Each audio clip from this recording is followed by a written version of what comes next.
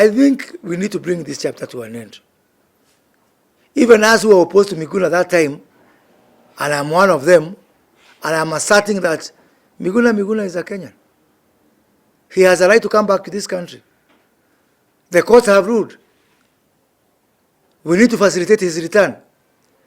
During the burial of the late Charles Rubia, His Excellency the President said that people who, even those who are boarding planes like Miguna, are free to come back.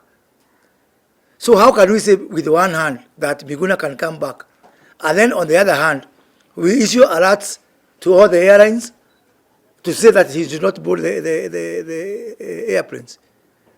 So now Miguna is just a vagabond in foreign capitals.